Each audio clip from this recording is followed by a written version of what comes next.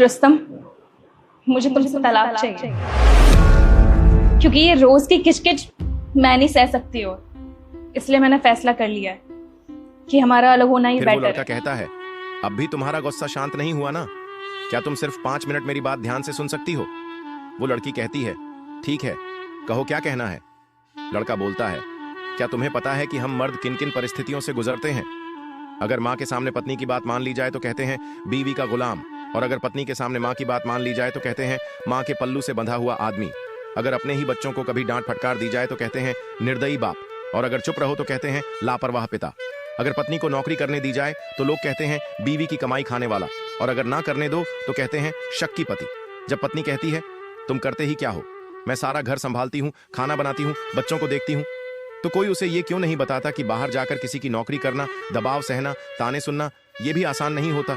हम जब नौकरी पर जाते हैं तो कभी सीनियर से सुनते हैं और कभी जूनियर भी उल्टा सुनाकर चला जाता है। ये कहना बहुत आसान होता है, लेकिन जिस पर बीतती है वही समझता है कि वह किन हालात में अपने परिवार को चला रहा है। और तुम्हें लगता है कि घर का काम बहुत मुश्किल है तो तुम काम वाली बाई रख सकती हो, लेकिन हमारे पास ऐसा कोई विकल्प नहीं है।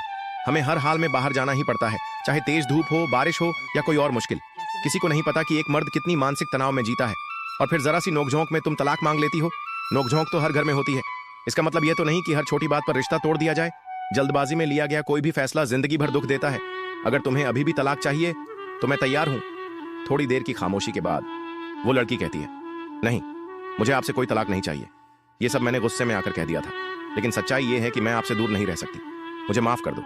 फिर वो लड़का उसे माफ कर देता है और दोनों मिलकर समझदारी और प्यार के साथ अपनी जिंदगी फिर से जीने लगते हैं। आपको इस लड़के की बात कैसी लगी? हमें कमेंट में जरूर बताएं।